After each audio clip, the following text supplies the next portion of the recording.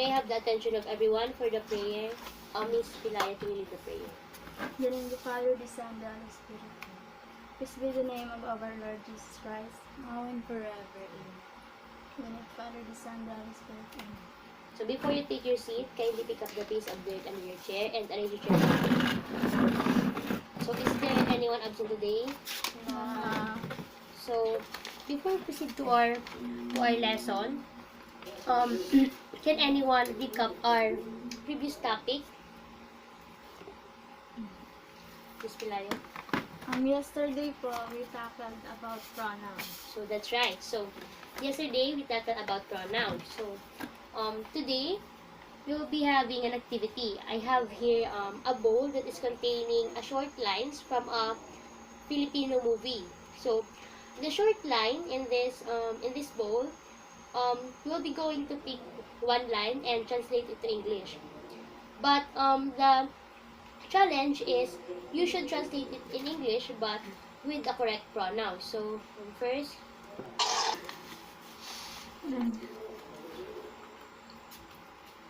can go here.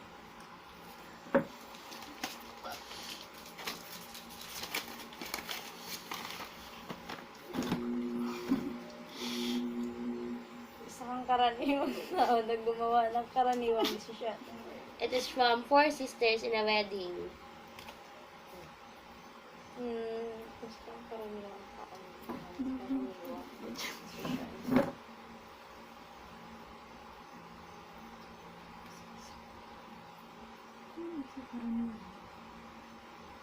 It's okay, you can translate it. We are a natural. Go on, just go. Isang karaniwang tao na gumawa ng karaniwang desisyon. You are what? Are you saying kanina? You are A natural person who made a natural decision. okay. Good. Next, Miss Pilaya.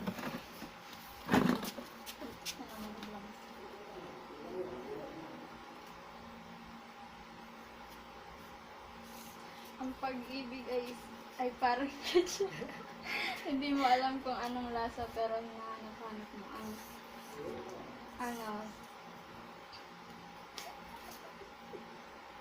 the love. Love.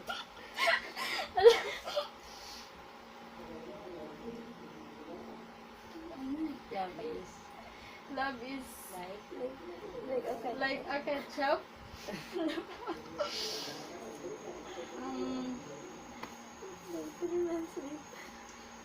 Hindi ko na. okay. Hindi ko So, did you find the activity? Masaya ba? Yes, ma'am. So, next. Our topic for today is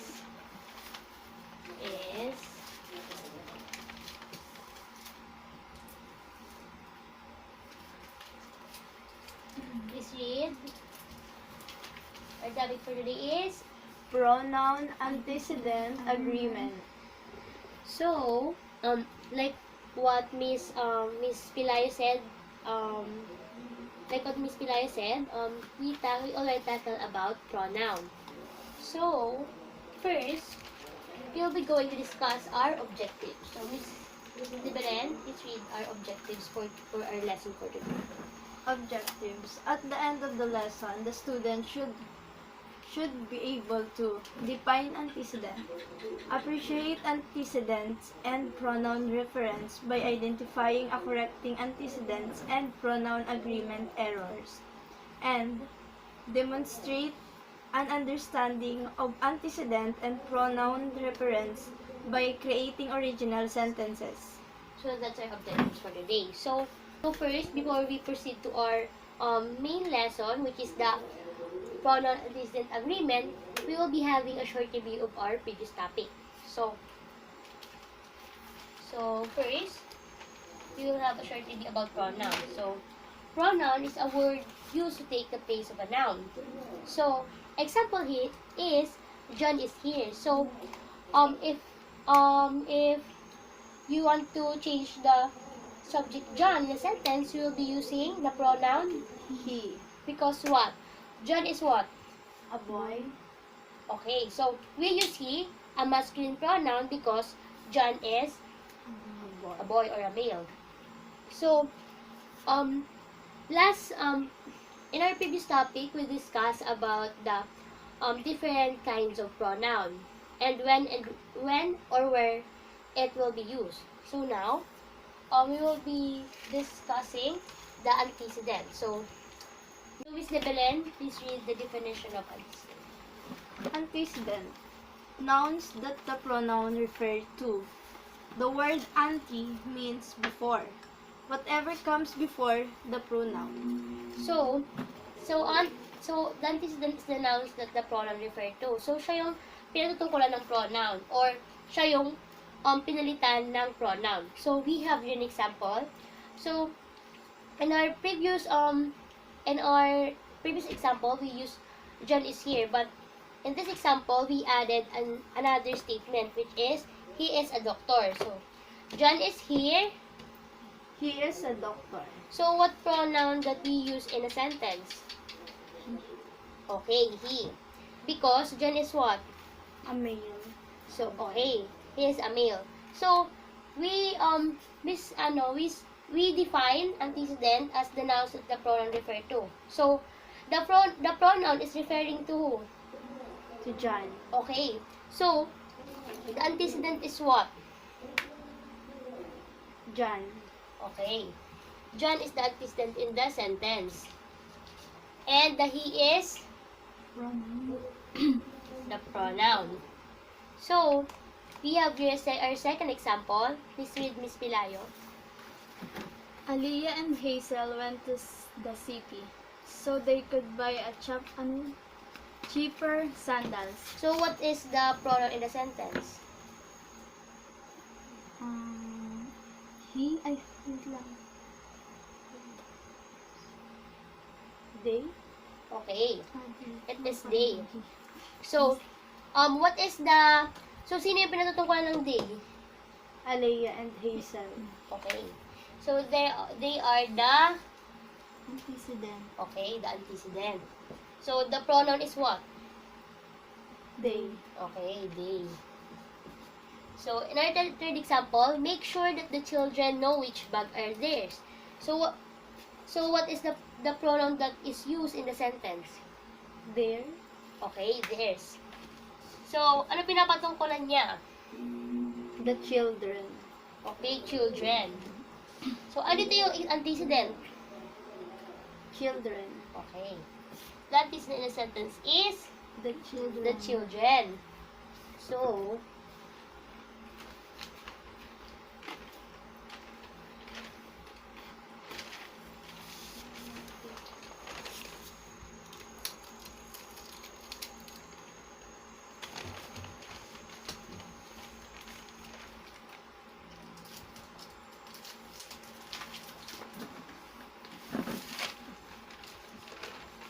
So, we have here 4 quick questions for you to be able to identify what pronoun you'll be using in doing an essay or in making a sentences.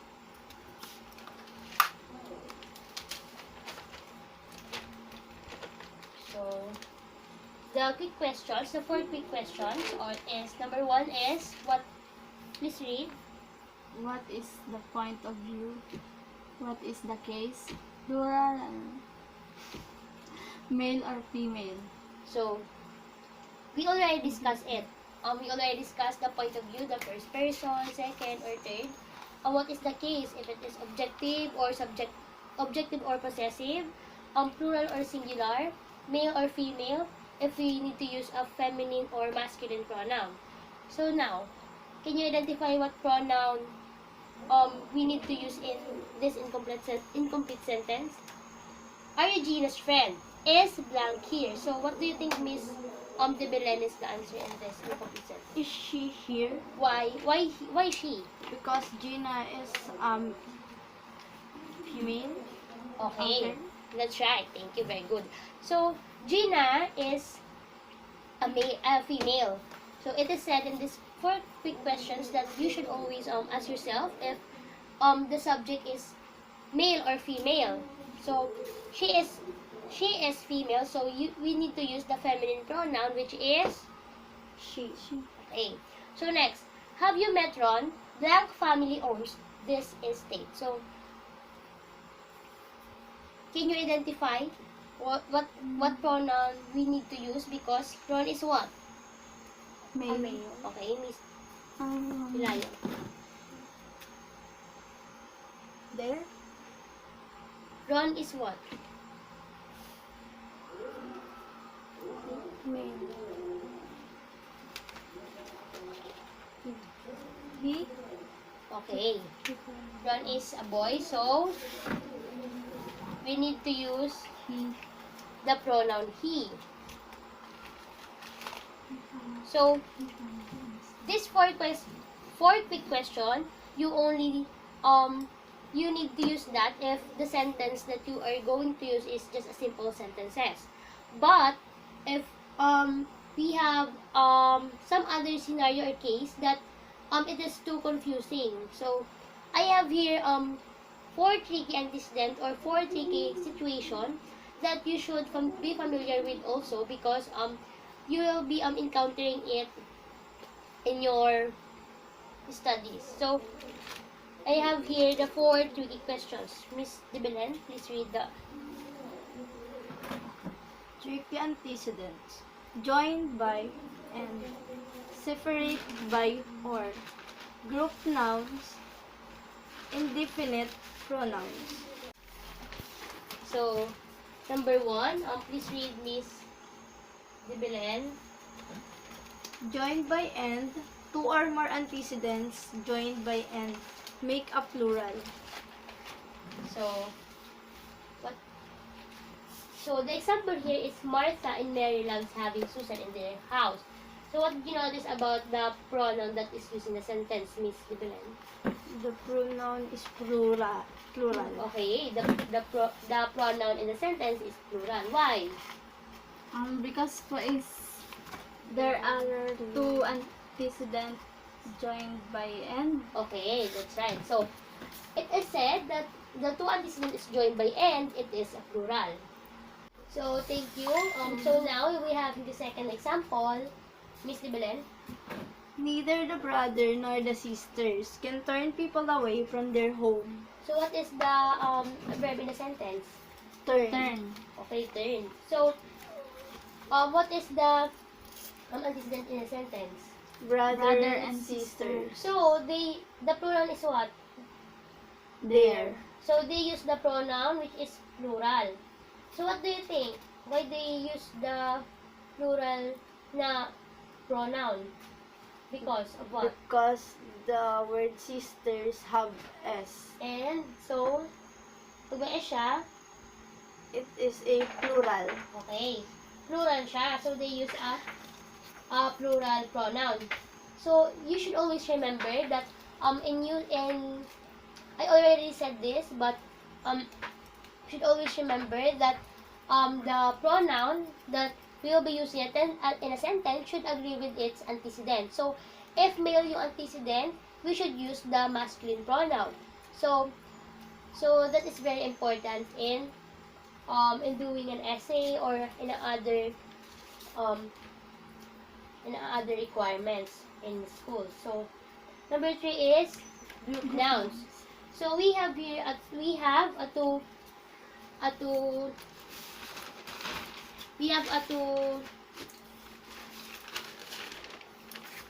two rules about group pronouns. So please read, Miss Hilayo.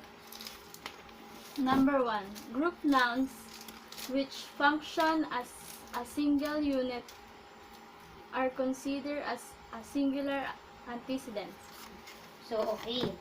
So the example is the company will have its daily meeting at 8 p.m. So sa first rule, it is said that group nouns which function as single unit are considered as a singular antecedent. So if the group of people or the group nouns is doing the same task at the same time, or in the same place, you will be considered it as a singular and as a singular pronoun, or the group noun is considered as singular antecedent.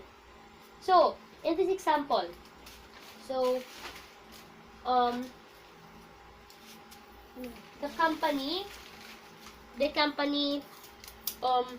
will have its daily meeting at 8 p.m. So in this example, what is the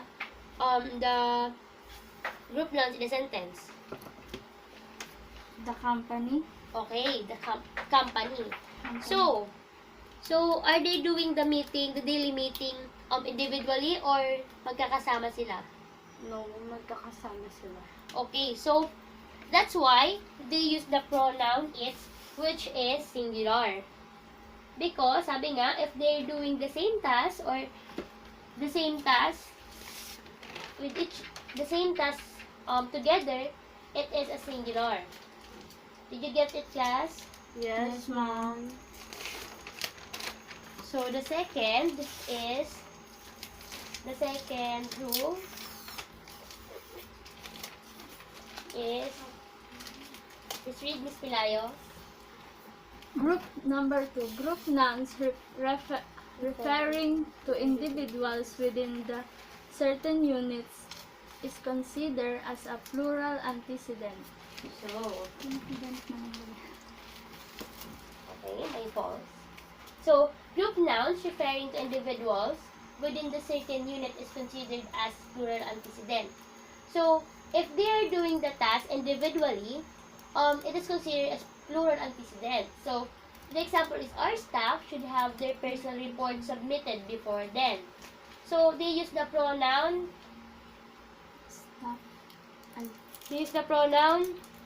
There. there. So, the there is, there. So, they use the pronoun there, which is a plural pronoun, because the stuff, which is the group nouns in the sentence, is considered as a plural antecedent because they are doing a personal report. Personal report, sa tingin niyo ba ginagawa siya as a group? No. Because it is a personal report. So, it is considered as a plural. So, gigets niyo ba? Yes, ma'am. Okay. So, the last one. So, the last one is indefinite pronoun. So, indefinite pronoun is a pronoun that does not refer to a specific person or thing. So, we have an example of indefinite pronoun that is always singular. So, each of the students can submit blank paper through the professor's mailbox. So, the keyword here is each. Okay. So, this listed words, you'll be using it as a keyword, because if nandyan yung clue, which is example, each, nandyan siya. So, the pronoun that you will be using is singular because nandito siya sa list of the indefinite pronoun that is always singular. So, what would be our pronoun in the sentence? His or her. Okay, his or her.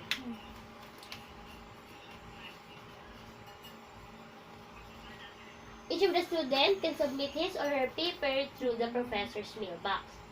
So, we also have indefinite pronoun that is always plural. So, we have both, few, let's read. Many, several, others. So, the keyword here is Several. several. So, several students submitted blank papers after the deadline. So, the several is considered as indefinite pronouns that is always plural. So, what would be our pronoun in the sentence? There. Okay, there. So, for the last,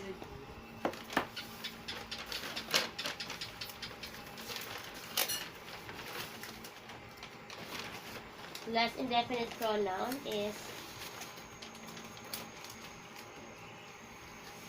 an indefinite pronoun that can be plural or singular. So we have here the keyword all, most, some, any, and none. So in the first, in this case, you'll be using a much like it's like a subject-verb agreement. You'll just give what the sentence is looking for. You need to break down the sentence in order for you to get the right pronoun in the sentence. So the keyword here is what? All. The keyword all. All of what?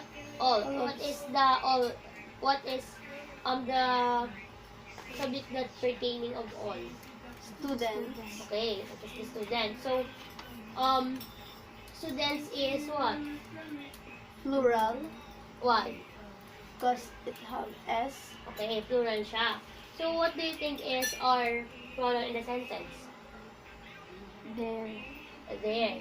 So all students were given enough time to complete their requirement. So plural siya because students is also, yung antecedent is plural, so the pronoun should also be a plural, in a plural form.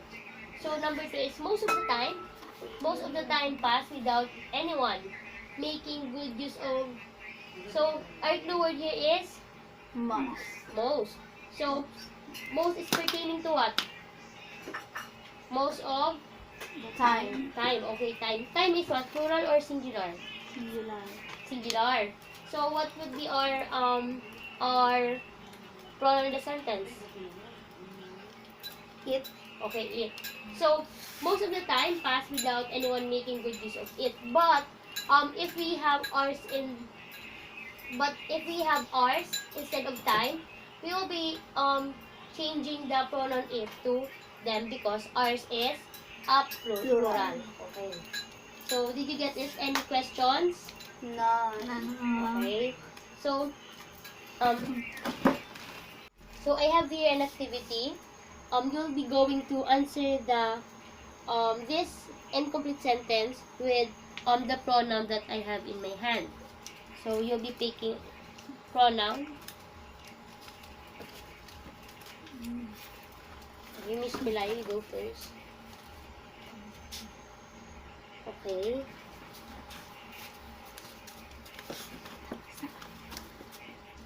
Okay, so let's see if your answer is correct. So John is a teacher. John is a talented musician. He plays multiple instruments. So it is correct. You use the pronoun he, which is a masculine pronoun because John is what? Male. Okay, male. So it is a masculine pronoun. Number 2 is Sarah won the first prize in the competition. She was ecstatic about her achievement. So it is correct that you use a she pronoun because Sarah is a female. Female.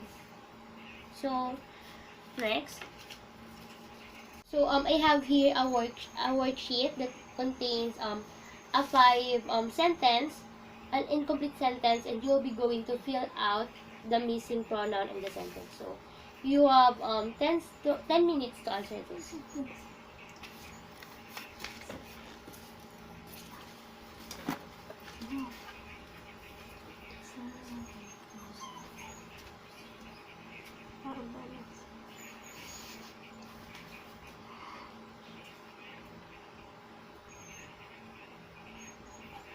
So okay, please pass your paper. So for your assignment, I have here your assignment.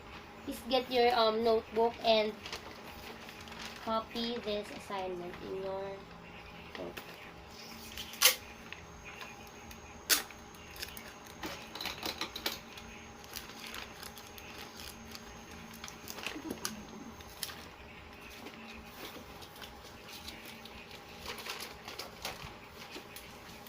So please copy this in your notebook.